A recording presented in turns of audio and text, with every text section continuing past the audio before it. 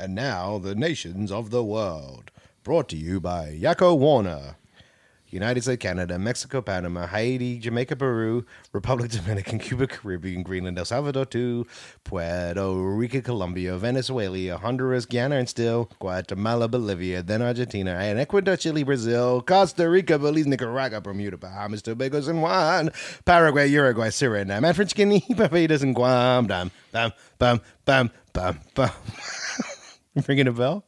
No. Norway and Sweden and Iceland and Finland and Germany now in one piece. Switzerland, Austria, Czechoslovakia, Italy, Turkey and Greece. Poland, Romania, Scotland, Albania, Ireland, Russia and Oman. Bulgaria, Saudi Arabia, Hungary, Cyprus, Iraq and Iran. There's Syria, Lebanon, Israel, Jordan, both Yemen, Kuwait and Bahrain. The Netherlands, Luxembourg, Belgium and Portugal. France, England, Denmark and Spain. India, Pakistan, Burma, Afghanistan, Thailand, Nepal and Bhutan. Malaysia, then Bangladesh, Asia, and China, Korea, Japan, Mongolia, Laos, and Tibet, Indonesia, the Philippine Islands, Taiwan, Sri Lanka, New Guinea, Sumatra, New Zealand, Borneo, and Vietnam, Tunisia, Morocco, Uganda, Angola, Zimbabwe, Djibouti, Botswana, Mozambique, Zimbabwe, Swaziland, Gambia, Guinea, Algeria, Ghana, Burundi, Lesotho, and Malawi, Togo. The Spanish Sahara is gone. Niger, Nigeria, Chad, and Liberia. Egypt, Benin, and Gabon. Tanzania, Somalia, Kenya, Mali, Sierra Leone, and Algiers. Dahomey, Namibia, Senegal, Libya, Cameroon, Congo, Zaire. Ethiopia, Guinea-Bissau, Madagascar, Rwanda, Moa, and Oman. Hong Kong, Abu Dhabi, Qatar, Yugoslavia. Crete, Mauritania, then Transylvania, Monaco, Liechtenstein, Malta, and Palestine, Fiji, Australia, Sudan. Boom! It's meandering movies. It's meandering movies. It's meandering movies. So won't you lend an ear? Is my hair okay today? It looks very with flat. the hat on, yeah. Fucking all right. Hello, ladies and gentlemen. Welcome to the Meandering Movie Podcast. I am your numero uno host, Gary Copeland Boyd. That's my married name. It's hyphenated because I hate the patriarchy. And I'm joined today by my co-host. I am how Gary pronounces Tanzania. I am Tanzania Gavin. Tanzania! Because during that thing, there was so many fuck-ups. Listen back to that and let me know how many countries Gary said wrong. Because the one I love was Tanzania, and I was going to step in, but I didn't want to step on your feet. But it's a lot to do. One, it's a lot to do. I think, in fact, you should do it again. Two, my geography's not that good. Anyway, I'm just remembering. You don't need good I'm geography. just remembering the song from the Animaniacs. You don't need good geography to pronounce a country's name. You don't need good geography to know where a country is. Yes, you do. Well, fucking whatever. What are we doing today? Tanzania? We're doing Gavstina? Tasmanian devil? Gav? I'm a little naughty devil. I'm Tanzania. I'm Tanzania devil, Gavin. Why? Here's a quick question before we get started. You literally went, what's the topic? I know, I I said Tasmanian devil, and I've got a new thought in my head. Steamrolled right over me. I gotta get it out. Why in the 90s and 2000s were so many women getting Tweety Pie and Tasmanian devil tattoos? That's true. Not only that. Weird, right? But it's like the t-shirts for Tasmanian devil and Tweety Pie, I feel like were more than like Bugs Bunny and all that. They were the original Minions. What, Tweety Pie or just the Looney Tunes? Well, now you can see like your aunt or your mum's mate or an older woman who uses Facebook exclusively, and they claim that they're not addicted to their phones, but they also have one of them flappy. They their phones in one of them flappy open and things. They've got their cards in there. In their cards in there, and they're constantly scrolling through. All they do is Facebook. They don't do YouTube. Facebook, Candy Crush. That's their life, right? Facebook's safe and easy. So they're the kind of women that are like, lol, this is so me, 4 love heart emojis and 3 kisses. And then it's a picture of a minion, and the minion's grumpy looking, and it's like, don't talk to me till I've had my morning coffee. And the minion's wearing a wedding dress and holding a football or some fucking match. You know what I mean? None of the photo makes any sense. And the most enraging thing is, it gets such high engagement. Crazy engagement. Well, there's 1,000 likes and 202 comments, and you're just like... But it's all mams. It's all mams with their phones, just being every one of them sharing it, and then all their mams are sharing. It's like a pyramid scheme of fucking minion memes. I just had the greatest idea ever. which is we, of course, want to grow this podcast. So we should just start invading these mum Facebook groups and just slowly, like, trying to... We changed the name of the podcast to Minions Memes. Meandering Minions Memes. Meandering Minions Memes. We just post nothing but that on our social media. Nothing but them. But Join we all the always put our link in the... And join groups.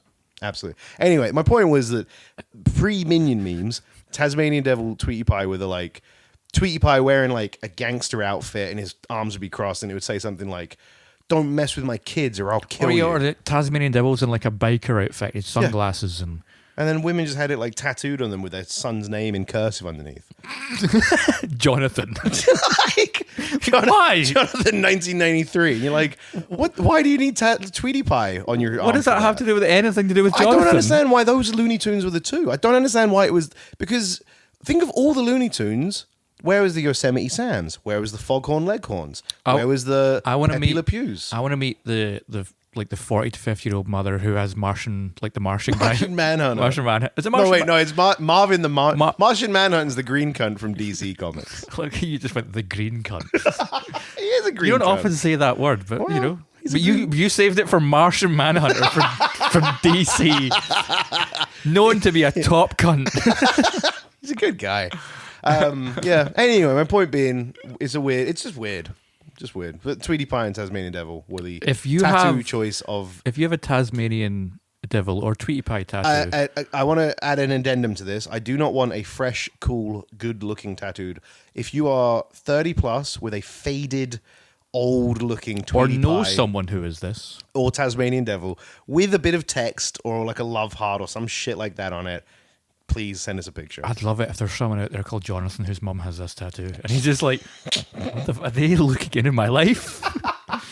But it's so weird. The minute you said that, I just went, you're right. It just boomed in my head. I was like, I've forgotten that entire thing, but that was such a thing for such a long time. Really weird. Did you have a lot of like some point get to the topic. Did you have a lot of Looney Tunes t-shirts? Or like I had Looney Tunes memorabilia, like hats, t-shirts. Yeah, Looney Tunes were big, like huge when we were growing up. Space Jam existed.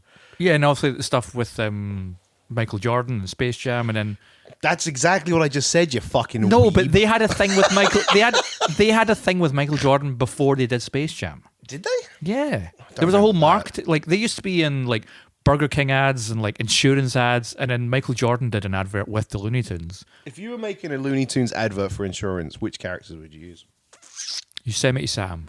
Would you use Yosemite Sam? And he like shoots himself in the foot. Then it's like a really long advert where he has to go through the entire hospital process, and he's like really worked up, and it's like this soft voice who's like, "Don't worry, Yosemite Sam, because you have insurance with Medicaid, and because you shot yourself in the foot, your insurance policy will cover you up to an excess of £500,000. Or you could do Bugs Bunny and Daffy Duck, but Daffy Duck is got road rage, crashes into Bugs Bunny, and Bugs Bunny's like, how do I solve this car insurance situation? And then like, that's a good one. Go compare. Go compare. I would do Wile E. Coyote and Roadrunner. And like Wile E. Coyote throws his back out when he's setting up a trap. And then it's like, if you've hurt yourself on the job, get in touch with Direct Line Insurance. And then for a no win, no fee. I also want to do one with Marvin the Martian, where it's just like, are you a top quality cunt? Come get insurance with us. And it's just him going, I'm a cunt. He's painted green. Painted green. And then Martian Manhunter from the Zack Snyder universe comes in and he goes, I support this cunt. He's a good cunt. This little guy's a good cunt. What are we doing today, Gav? So, guys, I'm so sorry. I'll apologize now. I mean, you're going to do this 4 more times before we actually get to start the topic. I recently watched the movie Trading Places, starring Dan Aykroyd and Eddie Murphy, directed by John Landis, I believe, which is awkward because, of his past and his awful son. Wait, what did John Landis do? He was filming... I've told you this. This is on another podcast episode where they were filming the Twilight movie and a helicopter fell and killed 2 extras, woman and a child, and there was a massive legal lawsuit and it was all paid outside of court and he kind of got away with it. Yeah. So yeah, bad guy, but Trading Places is a good movie. So, but the idea of that movie is that Eddie Murphy is homeless and Dan Aykroyd is a wealthy billionaire, and two other maniacal billionaires decide they want to discover if it's nature or nurture that gets someone to where they are. So they decide to construct an idea where Eddie Murphy will be given the billionaire lifestyle and Dan Aykroyd will be made homeless, and how will they survive in this situation? Why would Dan Aykroyd agree to this? Neither of them agree to it. They're forced into it. Like they pin. Wait, what? They put drugs on him, Right. And put money in his pocket. Who the fuck are these Illuminati weirdos? They're two guys who own the biggest company in the How world. much is the bet for? $1. That's the whole thing. Fuck off. The whole thing of the movie. Fuck off. This is. Yep.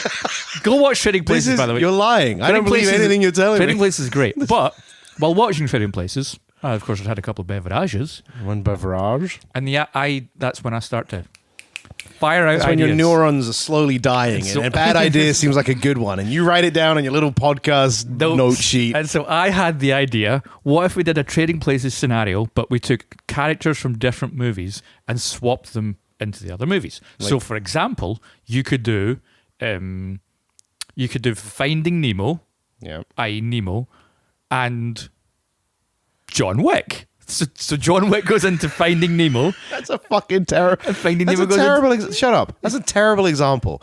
Why would you pick those two characters?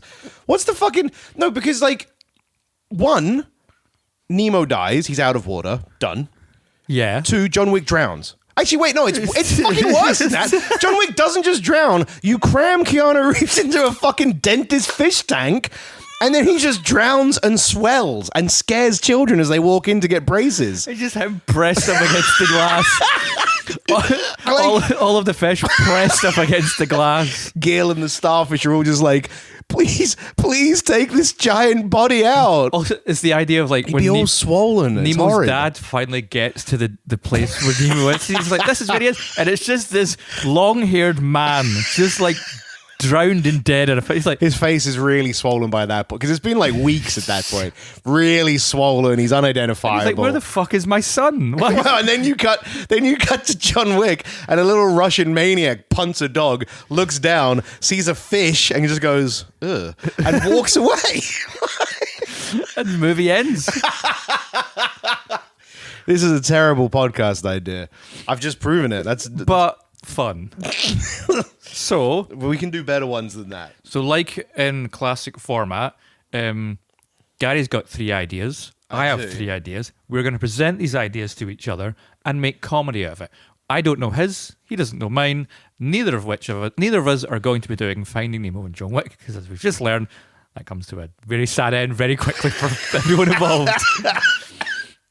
It's the idea that either A grown man can't fit in a fish tank. He's so squished in there. visualizing John Wick's just in his house and next one, boop, and he's just or he materializes at the bottom of the ocean and he's just boop. Well, and then gets scooped up by a fish net, and then a diver, because it's P. Sherman, isn't it? In Finding Nemo, it's actually the dentist that scoops up Nemo. Yeah. So then he's pulls him up into his little boat, and it's a full-grown man, and John Wick's like, thank you, and he's like, shh, shh, shh, shh, shh, shh. You're going to look great in my fish tank. But was it? It's actually terrible. It's actually a far more terrifying Horrifying. film.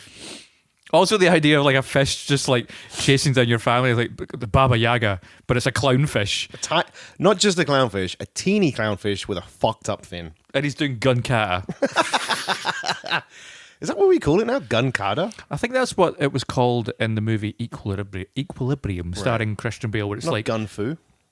I think it was gun kata, was it not? I have no idea. I've never heard either. I think it was the fighting style they kind of came up with that, where it's using guns as part of the fighting method, and that's kind of what John Wick does, where he fights with the gun, Everybody was kung fu fighting at one point in the 80s. I wanted to be kung fu. See, both 80s and 90s, when Keanu Reeves, and I've said this many times, when he wakes up in The Matrix and he says, I know kung fu, as a child, I would go to bed.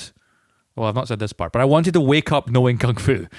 I wanted to I sleep, I wake up, I know kung fu. I still do not know kung fu, and I'm way too old to learn how to do kung fu. No, you're not. I can't sit down sometimes without We hurting could myself. both go do kung fu lessons. Do you want to? Sure. I'll sign up for some kung fu. I'll come over there to do kung fu right now. No, don't do kung fu. No, everyone help. No. No. Ow. Okay, you can't make those noises. That's racially insensitive. It was chinging off your armor. You hit my ear and it hurt. I didn't hit your ear. I think I know what you hit. You've been kung fu'd, motherfucker. I also like to point I'm out like Shaft. your kung fu is so sad and old. Like, Yeah. you I was mo- going to get on top of you and wrestle you down, Well, but no one wants I thought that. you wouldn't want that. This comes into a different kind of podcast. Do you want to go first or shall I go first? Yeah, you go first. My first Because I just did fucking Keanu Reeves fighting. Yeah, yours you. are going to be dog shit. Mine, I put a bit of thought into mine. I don't believe When you that. said you had an example for the listeners, I didn't know you were going to pick the worst example possible. But it really sets the sets the tone of what could happen, which is a man could get pumped into a fish tank. Okay, so in the advent of avoiding that off Yes. the bat, I'm going for Truman from The Truman Show, Yeah, Jim Carrey. yeah. And I decided to keep him. I don't want him to be put in a position where he would be like, people would realize, oh, wait, you're not the person that was here a minute ago. So I'm going to switch him with Robotnik from the Sonic universe, Okay. both played by Jim Carrey. Jim Carrey. Yeah. So now we have we have Dr. Robotnik in The Truman Show. The question I need to ask you here, I'm sorry, I've laughed so much already, my throat's wheezy. The question I need to ask you here, has Robotnik been in The Truman Show since he was a baby, like The Truman Show? No, I think it's similar to Finding Nemo and Keanu Reeves. They just They're going about their day and the next minute materialize somewhere else.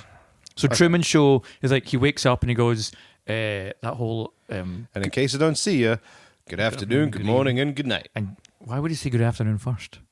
Good morning, good afternoon.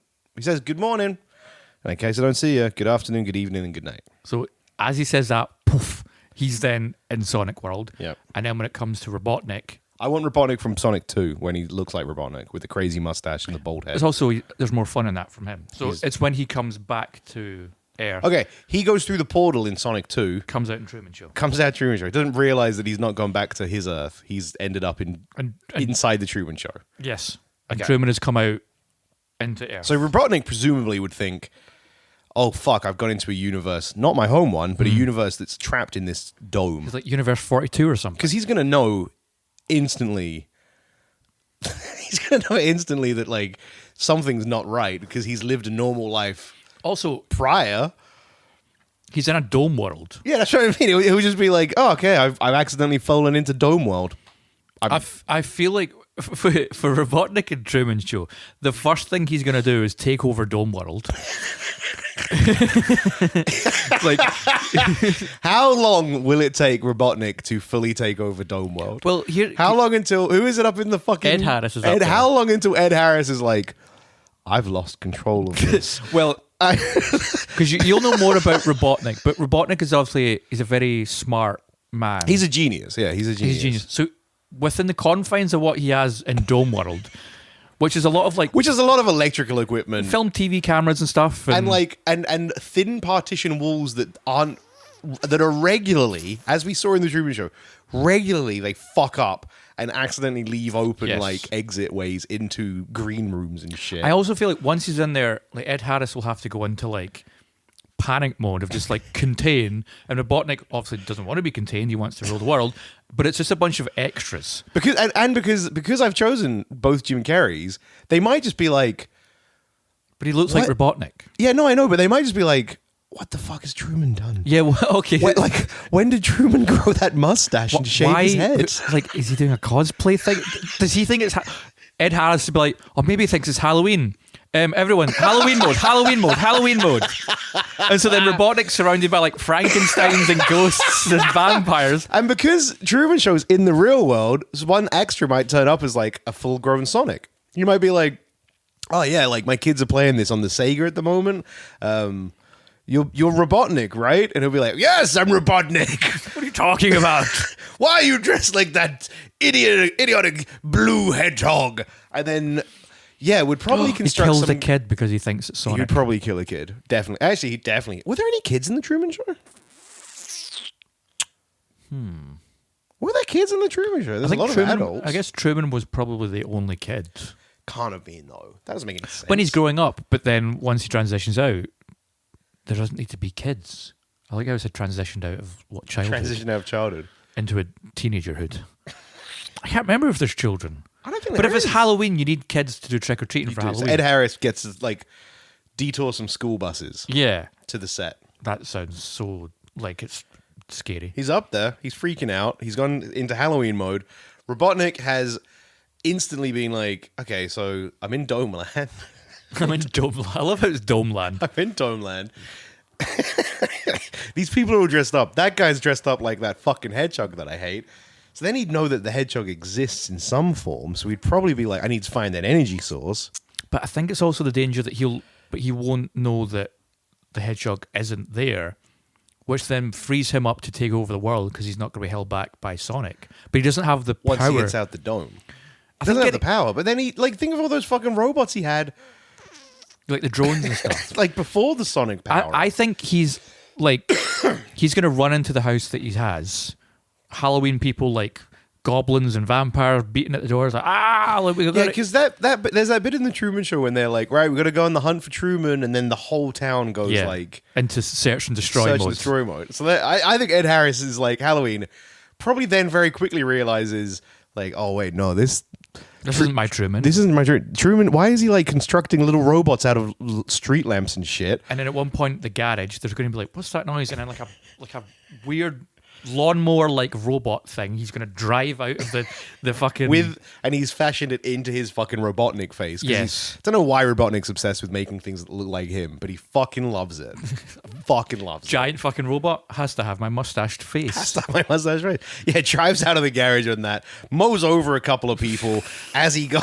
It's like that scene in The Happening where just like the lawnmower just runs the guy over. And then yeah, probably within. We know there's an exit, so he's going to try and find the exit. Yeah, I was going to say, I think he'd find the exit fairly quickly because I think the extras would just be like, "Holy fuck, Truman, please don't kill!" Like, because they break really quickly in the fucking film. When Truman starts acting crazy and he grabs the knife, does he grab a knife? And then the actor that's meant to be his wife is like, "Please help me!" Yeah. And he's like, "Who are you shouting on?" Like, so I think the extras very quickly would just break and be like, well, all right, Truman, you've clearly lost the fucking plot. Extras step out, security steps in. We're out, which is then going to be worse. Is it worse or better? Would they shoot him? Do you think they shoot their like primo asset? No, I think they're out to incapacitate, not kill. How many robots do we think Robotnik's is made out of? I think so out of camera equipment. I think he's just got the lawnmower machine at this point. Which is very limited in what it can do. But he's also limited in what he has. But he's still a genius. But he is a genius. He's a super genius. I think he gets out. I don't know how he gets out. Maybe he rides his lawnmower machine directly towards security. They're tasing him. That somehow powers him up. It powers up the lawnmower machine. It Powers up the lawnmower like machine. a Power Ranger like fucking Zorg. It just starts to like grow. Run. So then he's like run. It takes over him. He's like in the machine, runs towards security, probably just busts out of the wall of the dome. I like the idea though that he thinks the dome world is the limit of what this world is. Oh yeah. So then so I like the idea that he takes over dome world from Ed Harris and stops. Just stop. Oh, yeah. And then he's like, he runs down security. He incapacitates all the security. The moment he gets one taser, he's just like tasing every fucker. Takes over Dome World, and then it's just like, well, it's not. What is it? Fucking in Sonic Land, it's not Sunnyville High Valley, whatever the fuck it's called. But I guess it's home. And then Ed Harris is up in his moon, like, what the best season finale ever? And then he tries to make a contract with Robotnik. Like, so next season, what are you thinking? He's like, what are you talking about next season? Like, this is my world. Get away from me, you puny idiot. You bald idiot. Grow some hair. Bald is my thing. So there meanwhile, you go. Robotnik takes over Domeland and stops. And then meanwhile, Truman just goes on with his life. Just lives the. I actually think Truman has a worse time. How could he have a worse time? Okay, so Truman comes through the portal back into future world. He's no longer in his little dome. Yeah. But he is, if we're going for Sonic 2, wanted by the government, if I remember correctly, because he turned on them at the end of Sonic 1. Yes. So, without genius Technically, he's intellect- on the run again. without genius intellect level getting away from the future government, because it's not just Ed Harris in Domeland, it's like he's in the future technically with, and not just our future, like sci-fi future. Sci-fi Sonic future. I think Sonic would get pinged. Tails would be like, Eggman's just turned back up in our land. Sonic would go spinball him in the balls or face. Truman incapacitated instantly. Imprisoned in like the most high security prison we have. Supermax. And Truman's just like, I wish I'd stayed in Truman World. I wish I'd stayed in Domeland. That prison was it because he's gone from one prison to another. He'd be in his prison cell on his like very thin mattress, and he'd just be like, out of the frying pan into the fire. ...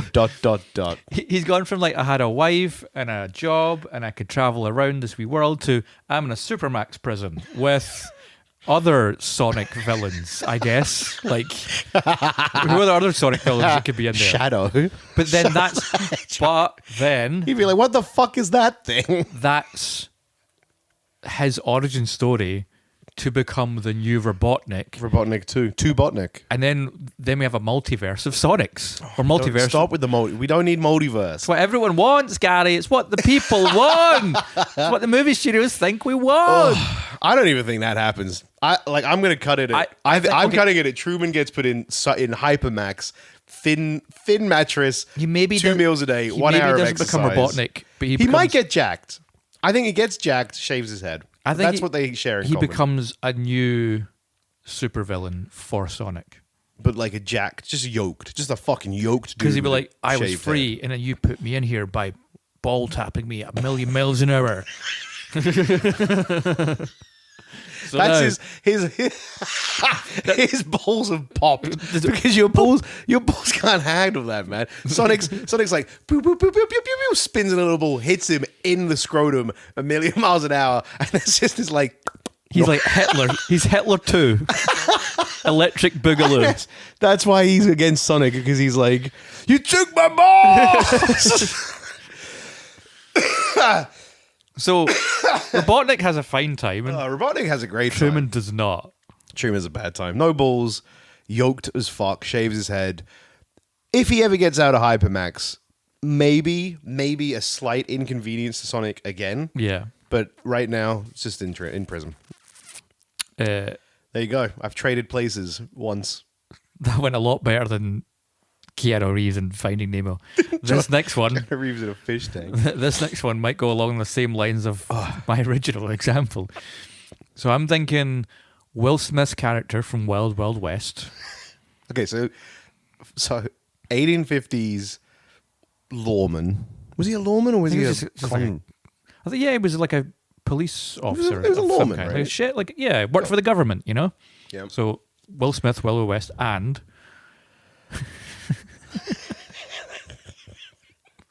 Manny from Ice Age.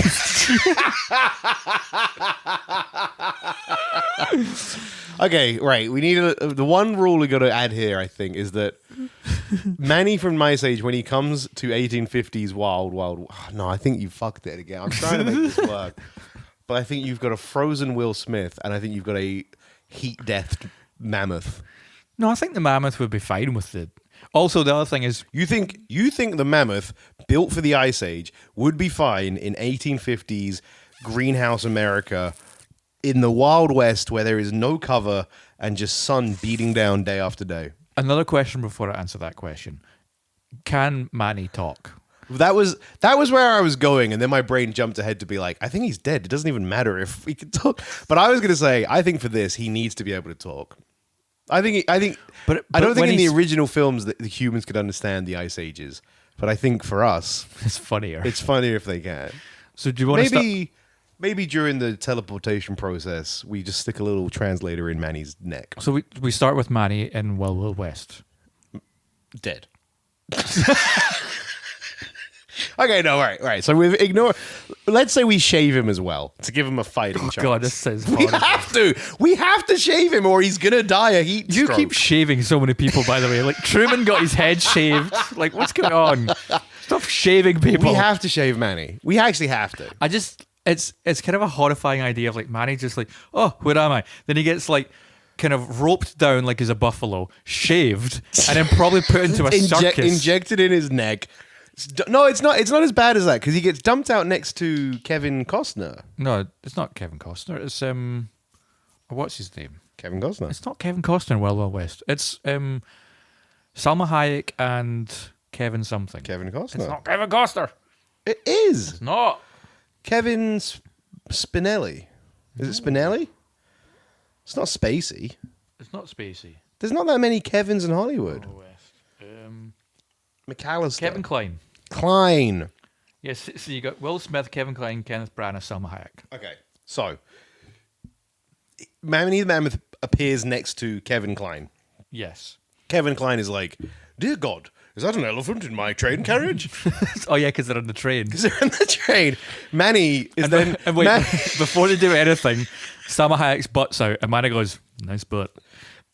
Well, you've undersold it. Manny's like, "Oh, nice butt, Salma Hayek." He's fucking Ray Romano. Oh, you're now doing the Ray Romano impression for the rest of this fucking segment. So then, Please don't do your Will Smith though. I think Kevin Kline and Manny once he's established that Manny can talk, I think Kevin Kline would be like, "Oh no, cool." He'd be inclined. He would be inclined to try and get Manny back to where he's from, I think, or to get I think he'd take him with him. I think he'd be like, "Fuck yeah, I'll take a talking elephant with me. That's great." mammoth. Mammoth. Well, once you've shaved it, That's not how it works. isn't it? No, I think it is. I don't think if you shave a mammoth, it's then just automatically an elephant. What shape is a mammoth? Well, Draw if you were going to draw a mammoth without the hair, they're- what shape would you? they're still What diff- would you start? What would you start? elephant. An elephant. It's a hairy elephant, Gav. That's what a mammoth is. Oh no, Yeah. an elephant is Shave a chimp. What you got? no an Human. elephant. A mammoth came first, so an elephant is just a bald mammoth. All right. Yeah, I'll take that. Anyway, Manny's a mammoth, and if we're going with he takes Manny on the mission with him Yep. to save. Kevin Kline's like, we got. So I think I don't know why I've decided this because Truman Show we put in like the beginning and then Robotnik we put in the sequel. So we're just picking the funniest points. I think the funniest point is them on the train to the final fight against the spider. But no, they're not on the. No, they're in the flying machine. Even better. So Manny's materializes on the flying machine with Kevin Kline. no, Kevin Kline. I can't fly. Mammoths aren't supposed to fly. And Kevin Kline's just like, oh dear God. Oh, it's a shaved, weirdly stubbly elephant. They're going to crash immediately. Yep. Let's say they crash onto the spider. Okay. Because then that at least gets us to where we need to. Because then we can have Kenneth Branagh with his old Tommy accent talking like that. Oh, because what's Kevin Kline's character's name? Oh, so that's just already taken out. Yeah, come on. You had it up. I took it down though. He'd be because I've got it. I know exactly what he's going Kevin to say. Kline's character was Artemis Garden. So Kenneth Branagh would be all like, "Oh, Artemis, I see you have a discarded your other lawman in favor for this shaved elephant." I love that his character's name, Kenneth Branagh's one, is Dr. Alice Lovelace. Loveless because he had no penis because he'd been cut off at the base. Remember? Maybe he cuts off the mammoths. No, that's. Sorry, that is the joke. That's the joke in Wild West when Will Smith's giving it all like, they call you Loveless for a reason, yo. Ha ha ha. And he's like, Doesn't he then make a joke that I can still go down on ladies, so it's fine? I think so. Yeah. Wild West is a weird film. fucking weird movie. So yeah, I think Kenneth Branagh's giving it the whole like, I'm gonna have that elephant dick for myself. I see you got rid of the other guy and brought a mammoth with you. Yep. Mammoth Manny crashes onto the kind of bridge area of the spider. And he the whole time he's just like, I can't do this. I'm too big. What if we go real dark though? He crashes, like they crash onto it. Someone just turns around and just gunshots him to the head. The fucking elephant? Yeah. Because there's a mammoth loose in Oh your fuck! No, do you know what would happen? I've just realized because Kenneth Branagh is like an old timey, like a Western prospectory He wants type. to, like- he'd be like, That's a lot of ivory I see over there. Holy moly. I'm going to get me some extra. That's like mining gold in the And then West Olden days. He does the spider legs thing out of his wee wheelchair, and then it's Mammoth versus Spider-Man. Spider-Man. Yep. Absolutely. And who wins that fight? The elephant? Has to be the elephant. You stomp him. He's just half a man. He would just like use his trunk to like throw him about and tusk him and shit. Yeah, like he gets up on his little spider leg chair and he'd get as big as he can, and Manny would just be like, oh, I don't really want to do this today. And he'd grab him with his trunk and just lift him out the chair. Bang, bang, bang, bang. It's like Hulk with Loki. And, Bang, bang, bang, bang. and what I love, the entire time, Kevin Kline is just standing, stunned, saying and doing nothing. Like, is this actually happening? Then they've defeated the bad guy.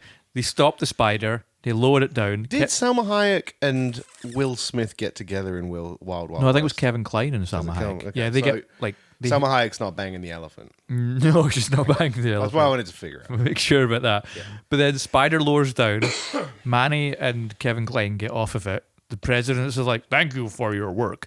Kevin Kline and the Mammoth turn to each other, shake hands, walk in opposite Shake directions. hands and trunk. Shake hands and trunk. And Kevin Kline's like, I can't acknowledge what's happened. I'm just going to let you go on with your life, and I'm going to go off and try and make sure that I'm not Kevin schizophrenic. Kline wipes off the blood and bits of Kenneth Branagh from his hand that was just still on the trunk. He's like, the loveless bits. I need to get out of here. I need to leave. And then like, oh, turned out he did have a penis. Here it is. Why's that elephant got 3 trunks? What happens to Will Smith in the Ice Age? Oh God, yeah, I forgot about that. I was so engrossed. I'm going to go with my original answer that I gave you with Manny the elephant. Will Smith is dead. No, here's how it starts. Will Smith materializes In leathers. in like full- a black lawman outfit. yeah, in the Ice Age. With a sloth, A saber-toothed tiger, and a baby. And I think he slaps the sloth because he's the kind of guy who just like John Leguizamo. he slaps the sloth. Then Oh, look, a dandelion.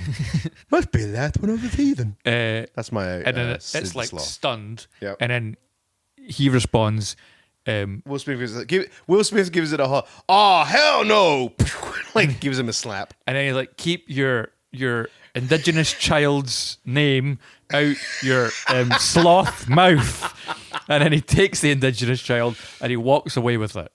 And Diego's like, all right, I guess we were going to get it to a human. And I was going to try and kill Manny, but that's all done now. We're going to get it to a human, yeah. Wait, you've put him in when Diego's still evil?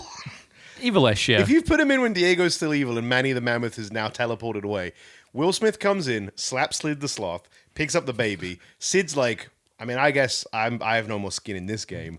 My pack's gone. Kills Will Smith. Diego, the Sabretooth, kills Will Smith, eats the baby, and Will Smith, and probably Sid the Sloth. You have doomed the Ice Age gang. What? So far, what? Because the only thing keeping the Sabretooth tiger in check is Manny being like, you fuck up, I'll stomp you to death. What we've realised with this trading places is that someone's going to lose. Like, fuck it, what's his name? Truman lost. He ended up in a Supermax prison. Truman definitely no balls in a Hypermax prison. Absolutely loses. Will Smith just gets mauled by a saber-tooth after slapping a sloth. Saber-tooth tigers were big. They're not Big. Like I know if you don't know this for like good listeners, saber-tooth tigers are, if you're thinking of a regular tiger now, tigers are big. They're like a very large cat. Saber-tooth tigers were like twice as big as that. They were fucking huge back in the day. So yeah. There's your saber-tooth fact for this episode. That's your saber-tooth fact. So you've doomed the Ice Age. We keep dooming these characters. We? Yeah, you doomed Truman. I didn't doom And him. I doomed Nemo and John Wick. You've doomed 3. I've doomed 1, you've doomed 3. With my trading places idea, I've just created an awful doom machine. I actually think I can tell you who's doomed in this. Oh God, what? This is my robots one. Remember Let's I said I was going to see- do robots? Let's see if we can achieve one where someone isn't doomed. I think one's definitely doomed here. My last one we might be okay. This one, I don't know. I think with mine they're all doomed. so I want to switch Optimus Prime Right. Okay. Easy. Yeah. Transformer, head of the Transformers, leader of the Autobots, voiced by. It's not Orson Welles, is it? No. Orson Welles was Unicron. He was Unicron. And Have you seen that advert with Orson Welles where he's drinking champagne? Oh, yeah. And they were like, remember to spit it out in between takes. And he was like, absolutely not. I'm Orson Welles.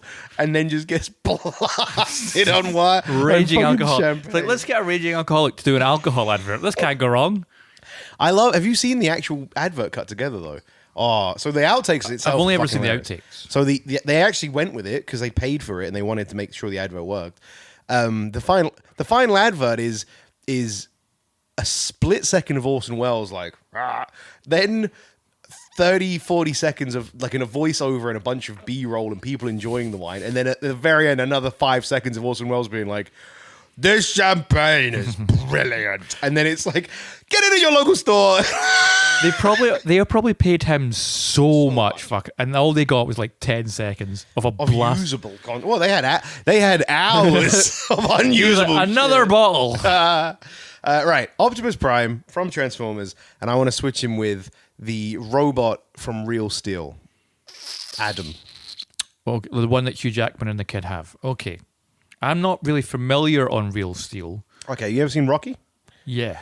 Imagine if Sylvester Stallone was controlled by Hugh Jackman and a little kid, Okay. and didn't have capacity. Didn't have capacity? So in Real Steel, the robots, they are just like puppets. Yeah. So they're not like alive. It's like Rock'em Sock'em robots. But then this one becomes sentient? So this one is no, it doesn't. No, by the end of the film, it's still just a robot. Oh, yeah, so I know which one's doomed in this scenario. Fucking hell. Shall we start with the doomed one or the not doomed one? Let's just get it out the way. I think, yeah. So Adam, the non-sentient, non-able to think, non-able to do things by itself robot shows up in Transformers. However, it turns up in the Transformers universe. Which Transformers are we, like, when, where? Well, if we put him on Energon? Cybertron? Cybertron. I thought you knew things about this stuff. I do. I just couldn't get the word. If we put him on Cybertron, maybe he gets hit by the Allspark, becomes alive. Then he's not doomed. I mean, he's still fucked because he's tiny. Even in the world of Real Steel, he's tiny. And he has no energy swords or transforming capabilities. But we could give him sentience. No, I like the idea that he gets dropped into, let's say, Transformers. You can't drop him in anywhere past Transformers 1 because he's dead. He's dead. And if you put him in Transformers 1, he's dead. Without sentience, he's just scrap. Because it's like, so if you put him in, if you replace him with Optimus Prime, they're like, Optimus, what are you going to, oh, what just happened? And then he's there like, and Sheila Buff's like, Optimus? Because all the robot can do is copy. So then the robot would be like, right, just copying Shia LaBeouf. So you know that scene in the first Transformers where it's Shia LaBeouf and Megan Fox and they show up and all the Autobots roll up and Optimus Prime is there and he transforms from the truck to the car or from the truck to the man. Also not a man. Shut up, Gavin. And he's just like, oh my God. At that moment, in between transformation, Optimus Prime is taken to Real Steel and the Real Steel one just shows up and it's just like this doesn't move. There's Mute. There's nothing to it. They're not like, sentient. Optimus? Optimus, are you okay? Like, that, you've never transformed like this before. And then one of them just kind of taps it and it just like falls over. And they're like, oh, we're fucked. And then Bumblebee does the, like the Kevin McAllister scream because he can't do things, you know what I mean? Because he has to do the whole radio thing. And then, and then the Decepticons win. Because Game over. You Sorry. take Optimus Prime out of that movie, they fucked. Yeah, I know. Okay. So I've doomed the Transformers world. Oh, well. Sorry. Meanwhile, unless we give him sentience. But I agree, it kind of is or funny what at if we point. do this? I think the thing is, even if we put him on Cybertron and he gets the Allspark and it's like, I think that robot is going to it would probably die of fright. I think that robot would come to life from the world of humans boxing and would just be like, and like have a robot heart attack and die instantly. How about this anyway. idea I think then? it's fucked. Because the transport machine has to choose like a sentient life thing. It brings the robot and Hugh Jackman into Transformers. And then, No, actually, this is better. Yeah, okay. So it does that. It comes in when Optimus transforms, and then all the Transformers are like, well, we've never seen this, but it seems like what's happened is Optimus' sentience has come out of the robot into a man, Yes. I guess. He looks like Hugh Jackman. So in that case, all Hugh Jackman's experiences is boxing. Yes. So, yeah. Could Tiny Adam box? And I think we just put this down to the final question. We ignore all the guff. We skip to the end. Can Hugh Jackman's boxing knowledge beat Megatron in a fight? Is there a range? Like, does he have to be hooked up? He has to be. I think he has to be an eye. Like, so he has to be. So if you're the robot and you're looking at me, I have the same. Say Megatron's where I am. If you're Hugh Jackman way off in the background, as long as Hugh Jackman's on that side, the robot can copy him because they put him in copy mode. Okay. And that's the whole. In Real Steel, the whole point of it is like everyone else is using controllers, but Hugh Jackman because there's no delay. Because Hugh Jackman's just watching the fight, so he can like win fights because although he's smaller, he's the better fighter. Right. Well, big problem is verticality. You know. Yeah. Because this Real Steel robot is pretty much locked down to I'm on the street. Yep. So I think other Decepticons come up. The Real Steel robot, I think, is maybe the size of 2 men. Wow. So he's not even. Like, He's not big. Because I was gonna. He gets the shit kicked out of him in Real Steel as well. It's honestly, if you never watched it, Real Steel is rocky. The film is rocky. The whole movie is rocky. So he loses at the end. He doesn't win. He loses the title championship fight, but he wins the Hearts of the Nation. Right. So even with bringing Hugh Jackman in, Real Steel loses.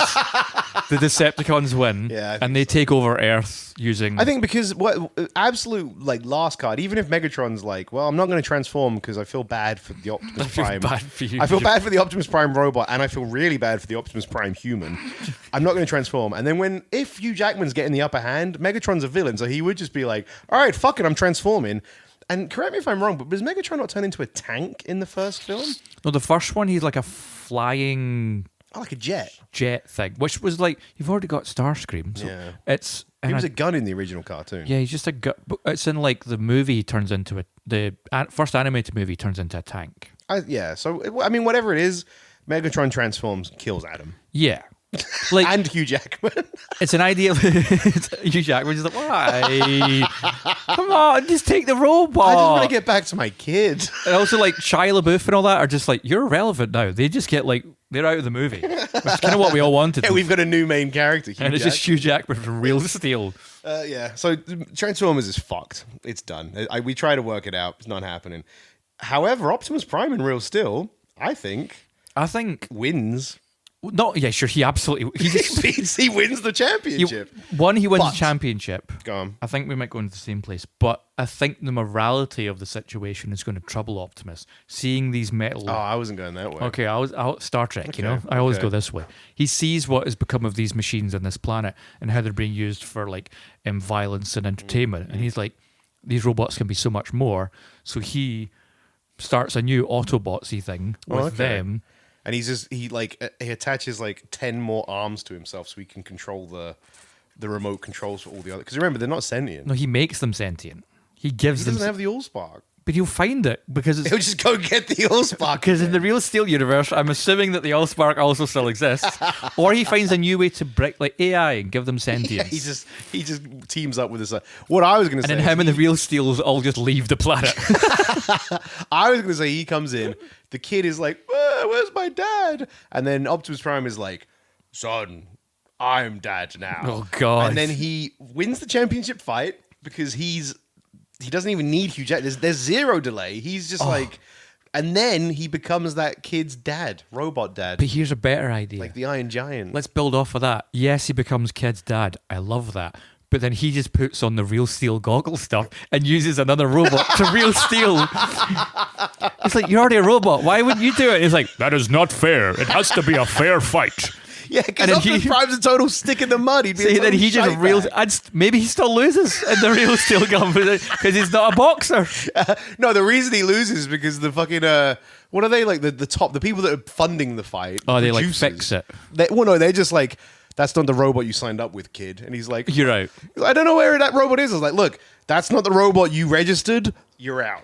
Come back next season. Come back next season. And in that time, Optimus Prime, in that meantime, then has to get a real job. it's just a truck driver. just hauling. It's not even a truck driver. He's just a truck, and it's the worst paying job because people are like, I can just buy a truck, and he's like, no, please, I need the money. Like, I'm so sorry. I've got a son now, I have a son. and he has to. I'm searching for the Allspark so I can make all the robots come to life and we can leave And the they're planet. like, I don't give a fuck what your Allspark is, mate. These are the hours. This is how much we'll give you. Look, Optimus, I can give you Mondays and Tuesdays, and I can pay you under the rate But because you're have hauling raw humans. sewage, and you have to bring your own trailer. He's like, but I have all of my really cool Transformer weapons in the trailer. I went, did I ask? Yeah. Empty them out, put the raw sewage in. That's just this shot of Optimus Prime taking out plasma weapons and putting them in like a regular shed. Put them in, and he has to put money towards like a storage container. I have to pay $90 a month to store my plasma weapons. He's like going through his bills and he's like, how do humans live? This is hard. It's a vicious cycle. So in the Transformers world, Hugh Jackman dies and the world ends. And this one, Optimus Prime just has to get a regular job and just hates regular living. Yeah, it's just- but just and becomes a real- he has to save up money to buy the entry fee for the tournament, and he doesn't have enough money to do it. Because you got to pay for storage and pay for food and tuition. And he's hauling raw sewage. He's having a bad. Although one of them was doomed, Optimus Prime. I thought Optimus Prime was going to do better than he did. It's when I had the idea that he should just use the boxing robot things. That's good because he's right. He's a fair fighter, but He that's is. the one they registered is gone. It's in the other universe. Hey, That was beautiful. you're up. That was beautiful. My next one. So I've doomed two. Doomed two. I think I've had a winner, Robotnik. And this one, I think everyone's doomed. So we're going to do Captain Jack from Pirates of the Caribbean. Captain Jack Sparrow. Captain Jack Sparrow. And I'm going to swap him with Will Smith's character from Independence Why are Day. you swapping Will Smith in everything? It's fun, isn't it?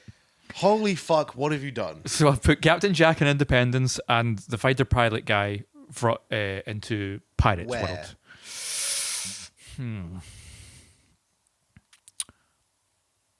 I'm going to say... First things first, we shave Captain Jack's head. Why stop shaving people? I just think we should. I mean- dreadlocks aren't going to do good in space. If he's a fighter pilot, he has to conform to the look. We're shaving Captain Jack. We're shaving Captain Jack Sparrow. I also want to find out what's Will Smith's character's name in Independence Day. Stephen I thought it said Hitler. Stephen Hiller. Stephen That's Hiller. Such a boring name. All right, so are we doing Will Smith and Pirates first? Yeah. Okay, so he comes in. I actually think this one's doing. I think he's doing okay. Think of Will Smith in Independence Day. No nonsense. Takes no prisoners. When the first time he sees an alien, yo, welcome to Earth, and he punches him. So you're thinking? I think any problem Will Smith comes up Unfazed. against, huh? You think unfazed when he enters? I do Pirates not World? think he was going to bat an eyelid. I think Captain Hill is going to be like, oh, okay, I'm in the 1800s. It's pirate time. Davy Jones turns up and he's like, "Arr, Let's go Dead Man. Captain Hiller," and he'd be go like, "Boof, Dead welcome Man's to Chest. Earth." Second Pirates movie, because there's a lot to have fun with there. He has the Black Pearl, Yeah. so he's in charge of the ship, and he's got Orlando Bloom and Keira Knightley. Yep, He's obviously going definitely shagging Keira Knightley. You got there before the words could leave my mouth. I was like, he's obviously going to hit on Keira Knightley and take her from Orlando Bloom. Definitely, Not take her as in like she's an object, just in terms that they fall in love with each other. 100%. Keira Knightley would be like, because I think Keira Knightley would absolutely respond very well to Hiller's. Because Will Smith's definitely taller than Orlando Bloom. yeah. And built bigger. And he'd probably just slap Orlando Bloom and say, keep your Keira Knightley name out of my pirate mouth or something. Then Davy Jones turns up. Welcome to Earth. Punches he's Davy used Jones to out. punching squid monster looking things. Punches it the fuck out instantly. I'm genuinely. I He think might this is the not be best one. thrilled with the name of the ship, the Black Pearl. I think the slavery element, but then the slavery in Pirates of the Caribbean is kind of, for lack of a better term, it's kind of whitewashed. Like, But if what's the East India Trading Company is there, then there's slavery going on. yeah, but they really didn't go into it in the films. But he's gonna. It was a deleted scene. But can you imagine that deleted scene? That is a deleted scene. Is it? That's why Jack and Norrington hate each other in the first film, because it's never really explained. They're just like, oh, Captain Jack Sparrow. Because Norrington hired Captain Jack as a pirate to go and retrieve cargo. Captain Jack goes out there, sees that it's people, and is like, no, fuck this. You're a dickhead, Norrington. Comes back, and Norrington's like, all right, well, I'm putting out a fucking warrant for your arrest. So that's why the East Indian Trading Company hates Jack Sparrow, and Jack Sparrow hates the East That's Indian such an interest. Why not leave Great that scene. in? Why not leave it in? So interesting. It also explains their fucking animosity, rather than just trading company pirate. To be fair, the other animosity could be that Captain Jack Sparrow's just a really fucking annoying person. Yeah, which is now gone. I think Will Smith's character, Captain Hiller, then just tries to bring down the East India Trading Company and slavery. Yeah. 'Cause if I think he's back he's there- definitely against slavery. However, of course I think, he's against it. I think of course he's against it. However, I think the way he'd go about it, is he'd go, like, Norrington would turn up and he'd be like, Captain Hiller, come to the prow of the ship.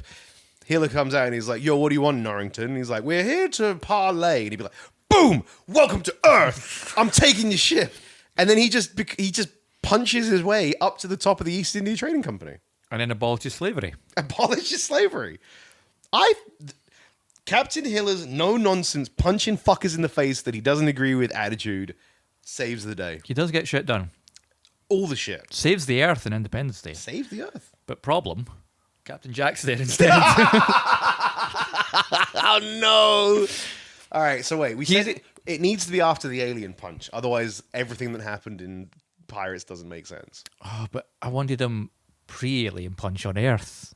Because then that means he's on the alien ship, and all he has to... No. That's on Earth. Oh, no, yeah, sorry. Yeah, That's when the alien's chasing him, they crash land. perfect, because then he goes to the lab with the alien. I think it's just after the punch. And after the punch, yeah, I'll take... Straight after the punch, they Right after the switch. punch. I love this. Yes, perfect. For some reason, I was thinking they were on the mothership. but No.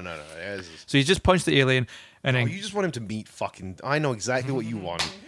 I know exactly what you've decided. I've just realized. You just want Captain Jack and Brett fucking Spiner to meet. Yeah, they are from Star Trek. Woo! I hate that you got there before me. I shouldn't have said the thing about the lab because then you knew about it. But yes, I wanted Captain Jack Sparrow to meet Data from Star Trek. Okay. I.e. Brett Spiner. He's the character with the long hair, like the It's alien. fucking weird in Independence The Day. alien takes more at He's pace. also really paunchy in Independence Day. Oh no, he's okay in the first one. The second one, he's super paunchy. Well, that's because it was so many years later, and obviously, time and age. But my thinking is, Captain Jack Sparrow wakes up. There's a alien. Well, he's just like, where the fuck am I? There's an alien spaceship. There's an alien. He doesn't know what any of this is. Well, you probably think the alien is a Davy Jones. True, you might think it's a He'd David. probably look at it and be like, whoa, and, And then be like, oh, I guess I defeated David Jones. I'd be Davy Jones. I'm in the desert. So he just wanders off into the desert. So what would Captain Jack think? He'd probably. So what we know of Captain Jack, he would probably think that he has beaten Davy Jones, but because he's in the desert, he'd probably think that he was in limbo. Because in there, he's But that's still the in third ship. movie, though, But pirates must know about limbo. Maybe. But he didn't seem to know about it when he was there. Well, when you're in limbo, you don't know you're in limbo. I thought you said when you're England, you don't know you're in England. What Like does that mean? if you're in purgatory, you don't know you're in purgatory. Because I feel like if you were in purgatory and you knew, you could probably just wait it out. So he maybe thinks he's been killed and is in purgatory. probably during the fight with Davy Jones, he was like, "I guess we killed each other to death. Guess I'll just go chill out in the desert." And he just kind of wanders the desert, and because there's no sea around, so None see, and all the boats are now like jet, like fighter ships. and then when someone fighter ship, well, like think of a fucking Imperial warship now. Yeah. they're not pirate ships. also They're not- just grey. what are you talking about? It's not Star Wars. A navy vessel. Navy vessel. Thank you. I An couldn't think of Imperial I warship. couldn't think of the words. I think what happens is he wanders around the desert. He is found by someone, let's say the military or whatnot. They just think he's a crazed man who's He's even crazier because he has heat stroke. Yeah. So they're like, "Are you okay? Like, you're clearly crazy." They take him back to the base lab with to Brett get Spiner. medical attention, Of course. and then Has he taken the alien then? Does Brett Spiner he get an sees alien? no reason to. Yeah, so Brett Spiner doesn't get an alien. He just gets a a heat-stroked pirate from the 1800s. He's like, what am I supposed to do with this? They're like, give him medical attention. He's clearly unwell. I was like, this is Area 51. We've got an alien problem to deal with. But here's the problem is if they don't get the alien, they don't get any information. Yep. So then... It's doomed Earth. But they're doomed either way because there's no one to fly the ship. True. They're doomed either way Because Will Smith flies the ship. Jeff Goldblum... I like the idea. Jeff Goldblum would Jeff Goldblum come down and be like, is this the pilot that's going to be helping me fly the ship? And they'd be like, it was meant to be. Oh no, fuck! Captain Jack would take a good try because he's the captain of a ship. But He'd be like, you did someone to pilot a ship. That's me. I could pilot a ship. But I'm going to need a crew. Hard cut to Jeff Goldblum, Captain Jack, Brett Spiner, Jeff Goldblum's dad. Who else? Who else is Captain Jack just crammed into this two-man ship? Oh, he's already dead. But the guy who's just like Jeff Goldblum's friend who's in the car and he gets blown up, and he's everyone. Really the dog. He's like the dog. He's like, Stephen. This Captain Hiller had a pet. Yeah, had a dog. I need it. President Bill Pullman. Doing the speech. So there's this is our Independence There's Day. like 8 of them crammed into this ship. It flies up all over the joint. It's going to end badly, but I think they get up there. They maybe get the virus in, but then they definitely fuck it on the way back. They all die on the way back. Absolutely. But then do they save the Earth at least? They save the Earth. The virus goes live. They save the No. Earth. I prefer the idea that like they get in the ship and they're like, okay, are we all ready?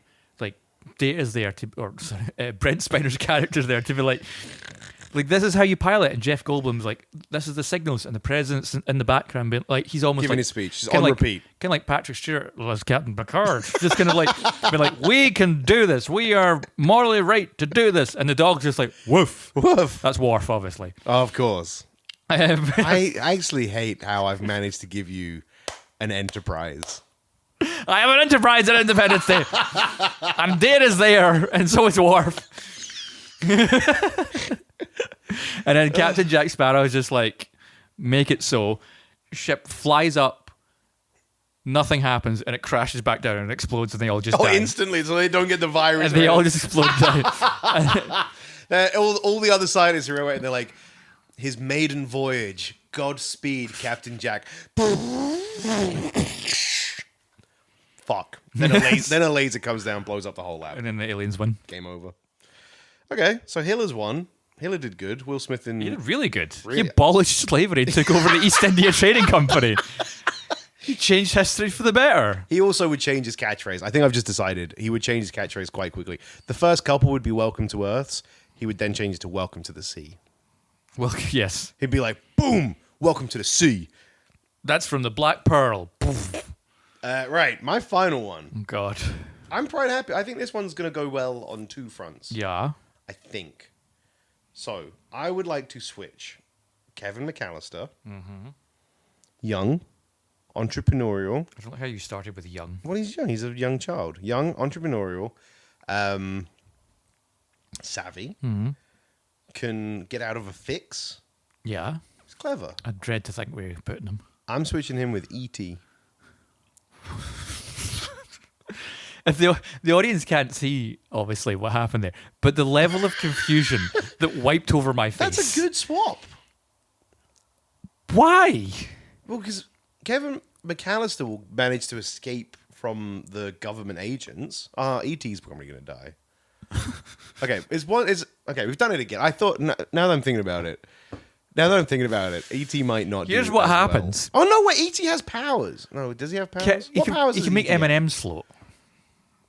He has telekinesis. And he can dress up. He's got That's not a power. graded disguises. That's not a power. Graded disguises. So And he can float. So And he has healing. we're doing E.T. and Home Alone first, or Kevin McAllister and E.T.? I think Kevin McAllister and E.T.'s a win. So let's do E.T. first.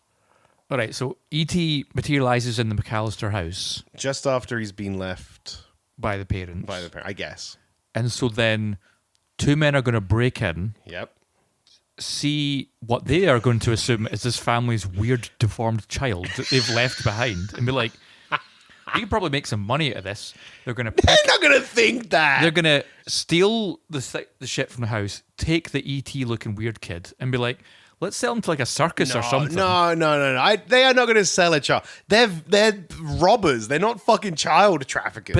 But for them, they would get to the house, and obviously the begin where Kevin sees them first and sets up like my family's still here. That's not happening because E.T. no, isn't. E.T. doesn't. He's just wandering about like pizza, M&M's, Reese's Pieces. nice big house, Christmas. He's having a great time. I forget that E.T.'s so ineffectual. He's useless. He's having a great. He's just wondering about. Oh, this is nice. No one's trying to like Pizza. No, so I think they would come up to the window and be like, right, cool. So the family are away. Let's fucking break in here. Let's get out. They'd crack the door open. They'd see E.T. and they'd be like, oh, the family left their little cancer boy here. Oh, Oh my God. And because the spirit of Christmas. Two, E.T.'s there. I think the Wet Bandits, they're not going to have a change of heart. They're fleecing the house, right? They are going to steal. Oh, yeah, they're stealing everything. However, the cancer boy's not going to stop them. It's nothing E.T.'s going to... Because E.T. doesn't even know. E.T.'s just like... Yeah, E.T. grabs a swag bag and just starts scooping shit into it. He's like, friends. Me cancer boy. You think this is a fun new nickname? And then I think... Oh, now that I'm thinking about it, I think as long as they keep him fed on pizza, Reese's Pieces, and M&M's, yeah, if they don't scare him or attack him, they've probably got a little friend. And the next time they go to a house, yes, I know where you're going to go with this. And the next kid sets up a blowtorch to burn off Joe Pesci's head. E.T. will be like, E.T. phone home, and he'd touch his head, and it would heal him. Because he heals that kid, right? Oh, we went a different way then. Oh, where did you go? The way I was going to go is they were going to use his telekinesis powers for robbery. Oh, absolutely. E.T.'s going with the Wet Bandits and he's turning to a life of crime. He's going to turn to a life of crime, but also a child healer. And a child. And Wet Bandits... Oh, fuck, you're right! No, shit! The next house they go to that has another kid that's been left home alone, then Joe Pesci and Murph... Whichever other guy, whoever the actor is that plays Murph, I can look that up if you want. Whoever that is, the moment they get like attacked and they get jacks in their eyes and tarantula bites and blowtorched heads and paint cans to the balls, jacked in their eyes. I'm like, what? No, like those little metal jacks, all that shit. Yeah. The moment that happens and E.T. heals them, the Wet Bandits are going to be like, "Holy shit! Let's put this little cancer boy in a fucking Pope outfit."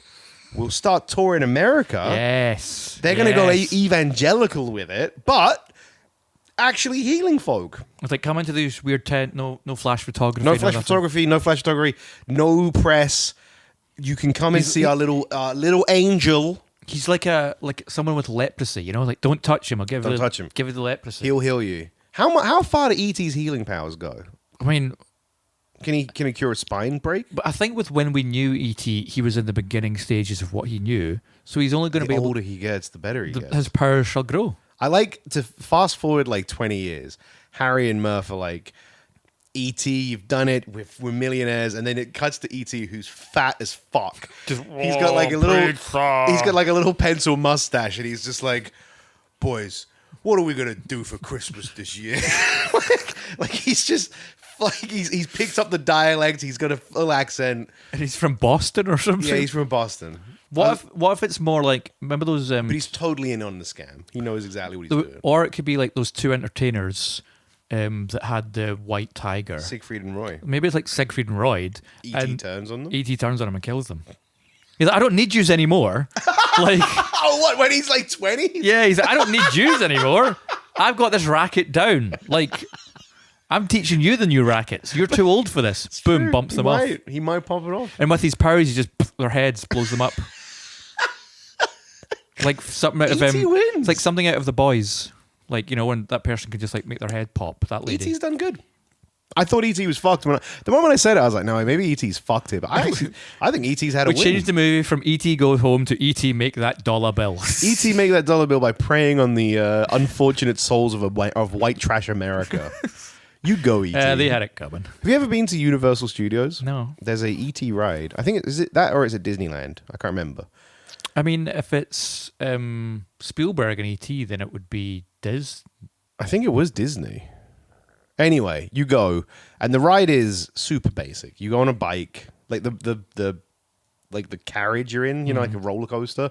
So you go on and it's like at the shape of a bike. No, it'll be Universal because No, I think it's Disney because it's the same. They had an Alien ride, they had an ET ride, they had an Indiana Jones ride. Well, I guess like these places didn't have Universal opened, but like I think the license for these rides exists within Disney World. Anyway, you're in the shape of a bike, and you go through the whole film. And so you just see all the set pieces, but in like animatronics, super basic, super shit. But then, and this is what's great about the ride, when E.T. gets picked up by his alien parents, you go with them. And you go to the alien home planet, and you go to this bit where you're like on the alien ET home planet, and there's little ETs getting blasted out of volcanoes, and they're like all poking each other, and they're all like waving at you, and there's big ETs and little ETs. And then at the beginning of the ride, you have to type in your name on this machine. Gav, what I'm about to say might blow your mind, right? Okay. You get to the end, Get a finger up the ass. and ET's If there it's your waving, uncle. and he goes, "Goodbye, Gary. Goodbye, Hannah. Goodbye." And if your name's not programmed in, he goes, "Goodbye, friend." When did you go to the ET? Oh, years ago. But I fucking love that ride. It's great. I'm assuming you can't do the whole thing like goodbye, penis. No, it has Like, to be. It has to be right. So if he can't, if ET the robot voice can't say your name, he says friend. Goodbye, boobs. friend. I mean, could you imagine? You were in there with your little kid. You're like, how good's ET the ride? Goodbye, Penis Slayer 24. Goodbye, boobies. We're not the first to think about it, but someone's been like throbbing cock. Like, Goodbye, throbber. goodbye, slobbery nubbery. And then, Kevin McAllister in ET. Oh, I forgot about Kevin. I was so in the ET world and the fucking Kevin McAllister showed up in the ET world in like their cupboard, and it's like, who the fuck are you? Do you want to hang out and play? And he's like, sure. I suppose. Yeah, actually, I suppose none of ET. They happens. adopt Kevin McAllister because he doesn't have a family, and he's a I guess if you put Kevin McAllister in ET, I was like, oh, he's gonna fight off the government. But none He of has that no reason happens. to. The government would be like, is there an alien in that house? And then their spy, I can't remember how they find out, but whoever it is would just be like, no, it's just a little blonde kid. Oh. All right, well, let's go Area 51. I heard there's a pirate going to fly a spaceship, apparently. with the crew of the Enterprise. Maybe? I don't let's know. fucking head up there. And then Kevin McAllister just like adopted by them, and then they just have like another brother. Drew Barrymore would be like, what up, penis breath? Or they're like, is there an alien in there? They're like, no, it's just a little blonde boy. And like, but it could be disguising itself as a little blonde boy. They then kidnap Kevin McAllister. He's unregistered because they can't find him anywhere. He's an illegal alien. They do little experiments on him. Transdimensional. And then they turn him into like their most elite fighting soldier because they can do all the experiments they want on him. And Kevin McAllister becomes like a like the Master Chief. Yeah. He becomes Master Chief from Halo. And what did they do to Master Chief? They shave his head. Shaved his head! We shaving him. Are you ready for my last one? Yeah, I think that was 2 wins. E.T. does well. I mean, I guess Kevin McAllister E.T. becoming does well. like And either a Kevin super McAllister soldier gets a is... family that wouldn't forget him on a fucking Christmas holiday, or becomes a super soldier. That's a double And win. E.T. just becomes like a gangster. E.T. wins. E.T. has a great time. What if if E.T. only cares about Reese's Pizzas and pizza? Now that he's raking in that healing money, what do you think he's spending it on? Reese's Pieces and pizza. He doesn't give a fuck about anything else. I thought it was M&M's, but it's Reese's Pieces, isn't it? Reese's Pieces. I've said M&M's this entire time. I look foolish.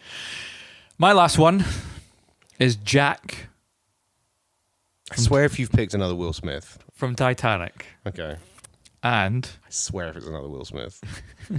It is, isn't it? no, it's better than that. It's James Tiberius Kirk from Star Trek II, The Wrath of Khan. So James I actually see where you... This one I actually think's okay. So James Tiberius Kirk is going to the Titanic. That's Will Shatner, right? yes. Okay.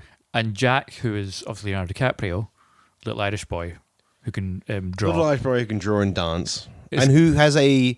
Let's not forget, who has a penchant for living. Okay. He does. That's He is going to Star Trek II, The Wrath of Khan. Okay. Enterprise is fucked. Here's my initial thoughts. Enterprise is fucked. What experience does a little Irish boy that can draw have on the bridge of a fucking Enterprise ship? Granted, though, he has a penchant for life. That's not getting him that far. When you put it as a little Irish boy who likes to dance on the bridge of the Enterprise, well, I think what's going to happen, we're going to do it just as Khan shows up with the ship. Okay. So Kirk is there. He's like, what's going on? Why are they not sending back their code? Yeah. Khan shows up. He's just like, James. He's like, it's Khan. Boom. Khan! Doesn't do that bit yet. Oh, okay. He gets taken off to the Titanic. Little Irish boy who loves to dance and has a penchant for life materializes on the bridge of the Enterprise just as Khan is like, I am here to seek my Question. revenge. When Yes. are we taking... And I know we haven't done this first, but I need to know when we're taking Jack from the Titanic. Just before he's about to draw the Diddy picture. Okay. So So I'm going to put this one out here now. I don't know when it happens. You're going to have to keep me right. yeah. Jack's not shouting Khan. He's shouting, Rose! He just wants to get back to Rose. I don't know if we can get to that bit though, because of what's happening here. Which is Khan shows up and he's just kind of like, "I'm going to fuck you up and kill you because you marooned me on a planet."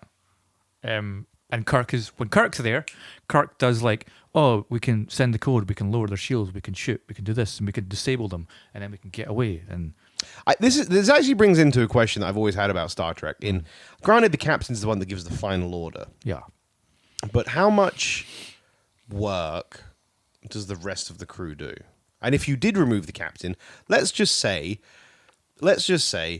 during this fight, if Kirk hadn't been teleported away, but he just had severe diarrhea and had to leave the bridge, could the rest of them be like, all right, well, we can just do this? well, yeah, because it's the structure. It's kind of like a naval structure. Is the next in command takes over, and then Is that after Uhura? so that'd be Spock. Oh, Spock. Is he not? I thought he was missing. No, it's the end of this one. At the end of 2, he dies. Cool. So Spock's here. The whole crew's here. Yep. So Spock would just I feel like Spock would be a good guy, though. He'd be like, Captain Jack Bennett? What the fuck's Jack's name in Titanic? I just knew Jack. Jack Quaid? It's not Jack Quaid. That's Total Recall, isn't it? No, that's Dennis Quaid's son, Jack Quaid. I'm pretty sure the guy in Total Recall's name is Quaid as well. I think it's Quaid something. Quaid, start the reactor. Jack Dawson. Jack Dawson. They'll be like, Captain Dawson, can I... Now I wish I'd taken Billy Zane from Titanic and put him in Star Trek. Yeah, absolutely fucked. Because He doesn't have a penchant for life. I'm going to do both of these. First thing, Spock would be a good guy to be like, Captain Dawson, I think it would be a good idea to send the code off to the other ship. And Dawson and Jack would be like, I don't really know, so yeah, I guess do what he says. You know what I mean? He'd just be like, okay. If you had taken Billy Zane's a smug dickhead prick in the Titanic. Yeah, he's like, they're going to get the fuck out of So it. he'd be like, what did you say to me? He'd be like, I think we should send the guy. Get him out. You're out. Go. I'm captain of this ship now. I'm the captain now. You, come here. Uhura, come here. Oh, God, no. Well, but he's a dickhead. He But totally be here's the issue is that we're not doing Billy Zane. here's the issue is it's Kirk's ingenuity, Yep. his charm, and his experience as a captain. We have charm. We have ingenuity. We do not have experience. What as a captain. ingenuity does Jack Dawson have? He gets handcuffed to a pole and Rose has to come save him. Yeah, but if he she never bangs- came, he would have just drowned. He bangs Rose. That's not ingenuity. That's just being a player. Is he not a stowaway on that ship? No, he plays the poker game and gets the guy's ticket. But he like cheats during the poker game. It's pretty ingenious, wouldn't you say? No, that's just being a cheat.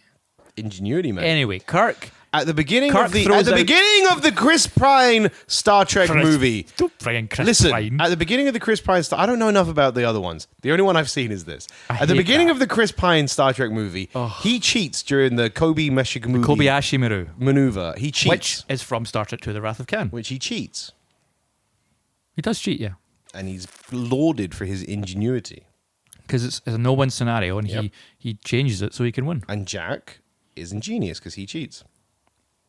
Well, I guess you don't see Kirk do the Kobayashi Maru. Someone else does the Kobayashi Maru, and then it's just him telling the story of how he won the Kobayashi Maru, which you'll learn later on.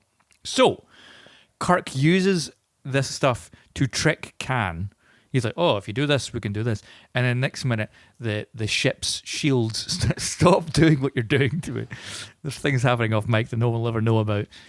I'll tell you. He causes I was giving him the Can fucking to bird. he causes Can to lower his shields, tricks him, shoots him, disables him, gets away. Okay. This is Kirk's idea. You take Kirk out of the equation. Spock's not thinking of this. Spock is not a tactician like Kirk is. Spock's more logical. He's going to try and talk. Can doesn't want to talk. Can wants revenge and death and murder. So I go back to my initial Enterprise is fucked. Enterprise gets destroyed by Can. Which, as if we're going by death tolls, oh no, we blew up the Earth. Did we blow up the Earth? There's the crew of the Enterprise is like 700 people, I think. Is that it? Yeah. I thought it was way more than that. I thought it was like. I mean, Enterprise D, obviously, there's more, but I think there's like 700 on. Oh, okay, that's not too bad. It's still 700 people. It's a big death toll. I guess 690. No, because Jack replaces, but he's not on the crew manifest. So 699 people technically die. Oh God, I'm such a loser sometimes. So then Can has he also will have the Genesis machine, and he can go create his utopia of eugenics, born people, and take over the galaxy and kill anyone in his way. Oh, all right, so you've really screwed the pooch on that. It's not just like an Earth fuck. That's a galaxy fuck. But James T. Kirk on the Titanic. What have we just discussed? The Kobayashi Maru. I know win scenario. What is Kirk going to do? He's going to win this scenario. He can't but win. First, He but can't first win. he's going to bone Kate Winslet. He can't. One, Kate Winslet's not banging. Oh no, William Shatner wasn't all fat and doughy back then. He was a bit doughy. He was on the way. He was a Star bit- Trek 2. He was a bit doughy. Okay, I don't know if Kate Winslet's banging him. But he's got that Kirk charm, you know? He's also got that Kirk midriff. He can't really draw, though, either. He can't draw. See, he's like, oh, I'm drawing you. She's like, no, you're fucking not. It's like, oh, let me have a punt at it. He'd be like, what about if I put all this down and come over there? And he'd grab the back of her head and try, like, do that Captain Kirk, like, force kiss thing that they do. And I do think Rose would be like, gut punch. Get the fuck off me, you old, sweaty, gross man. Suede is such a perfect descriptor. He does look like he's made of suede. But in this scenario, that means... sweaty, but it's okay. What did you say? Sweaty. Oh, I thought you said suede. You old suede fat man. It looks like he's made out of suede. So I don't think he's... I do not think he's banging Rose. So we split Jack. And my second point was, he can't unsink the Titanic. He wins no-win scenarios. It's what Kirk does. Now, technically, in the Kobayashi Maru, he does just alter the program so he can win. Wait, so he did that... That's what he did in the original show? Yeah. He alters the program. And the so film just shows you that. And then so in the Abrams one, they're like, let's show Let's him show doing that. it. Oh, okay. That's quite cool. Yeah. Okay, in that case... So I think with Titanic, he's Kirk going to would like... probably go up to the captain station. But is he going to change history? Is he going to be like... I think he might. Now that you've said that, I'm like, okay. I thought that was a Chris Pine thing, but if that's... It's a James T. Kirk thing. James T. Kirk, Let's cool. get introduced in The Wrath of Khan. If that's what he does in the Wrath of Khan, I think he would go up because they're from the future, right? Star Trek. So he would have knowledge of the Titanic. 1912. He would know about it. Yeah. So he'd be like, cool. So this isn't happening, Rose? Rose would be like, absolutely fucking not. Like pulling on her blouse again. She'd be like, no, get the fuck out of Who here. the fuck are you? She'd Where's be like- Jack? Because he has she'd be such like, a "Where's penchant Jack?" for life. He'd be like, well, I think I've teleported here. He's on my ship. I He's think. dead. Definitely dead. Khan showed up. Probably not good. She'd be like, right, well, if Jack's off the table, I guess I'll go back to Cal Hockley. Or she'll just go back to like, oh, I hate my life. But she's rich, so... Anyway. Captain Kirk would be like, cool. Sorry, I should have asked this. Is this the Titanic, by the way? Rose would be like, yeah, it's 1912. It's the Titanic. Stop being a fucking... This could also absolutely be a Star Trek episode, by the way. Please. I've literally just done my own Star Trek Please episode. get a vote. Captain Kirk would be like, cool. What date is it? She'd be like, it's April. Whatever, yeah. Whatever. And he'd be like, oh, we've got exactly 72 hours to change history. Runs up. It's an episode of Star Trek. Runs up to the top of the bow of the Titanic, the captain's bit. I don't know, fights the captain maybe? Fights. Probably. Like he's the Gorn and just walks up and just starts beating the fuck out of it. And then everyone's like, what are you doing? What the fuck is happening here? He gets thrown in the brig. Titanic sinks. Titanic sinks. Does Rose survive though? Because it's with the help of Jack that she survives. No, Rose is dead as well, which means in the future the film crew finds the heart of the ocean in the wreck of the Titanic, and they don't have to sit through Rose's boring long story. Bill Baxter's like, fuck. Bill Baxter's like, well, that was surprisingly easy. James Cameron's like, this is a much quicker film to make. The weird part where the guy from the future showed up, everyone's like, oh, he's just in another Terminator thing. Oh, it's Kyle Reese. I do like that in the history books as well. We are at school because it's one of those weird things that we all learn about, and I don't know why, but the Titanic's like a big piece of like UK like history lesson. But I do like that we're all sitting there, and you're like, oh, we're doing fucking history, the Titanic next year. You're like, yeah, it's really boring. Except there's a sick bit in the middle where this maniac claimed that he was from the future, ran up to the captain's ship, tried to take over, had this double-edged sword, was doing his own theme tune before they like overcome him and put him in the brig. But for like a brief 20 minutes, the fucking sickest thing happened. And then that's now British history. Had an iceberg and sank. And American history. And also, when they find him, like he's finding, he's wearing things and has metal on him that's, alien. It's alien. So it creates a conspiracy theory. That's great. I like that. It's a doom one, but or, I like it a lot. Because it's Kirk, he finagles something in a bullshit way. He doesn't have the help of Spock and McCoy, but he's able to save the Titanic, and the Titanic... I think if he doesn't save the Titanic on the captain's ship, gets put in the brig, I do think Kirk, without Spock and McCoy, and who, tell me if I'm wrong, a little bit of his moral, a little bit of his conscience, I think Kirk would then be like, okay, cool. Well, I'm going to get out of this brig, and I'm gone. I'm taking a lifeboat. And leaves the Titanic. I'm out. Like, I know what's about to happen. If I can't fucking save it, I'm saving myself at the very fucking Kirk least. would fight to save the Titanic. Would he? Would he get out the brig and fight again to save the Titanic? Yeah. He'll fight everyone. He's just running through the Titanic going just punching anyone he sees. He's re-brigged, escapes, He's doing re-brigged, that, like, escaped, double-handed, like re-brigged, escapes, re-brigged, and that seventh re-brigging. He's in there and he's like, now all I need to do is take this hairpin out of my pocket, unlock it, as the bulkhead rips in two, and he's like, well, it's time for Captain Kirk. I love the idea that when he gets to the fifth, sixth, seventh time, as we both said, bit of podge on him. So he's just like windy. Just like, oh, Jesus Christ. This is so much easier in the future when I could just like double fist punch someone and then fall over.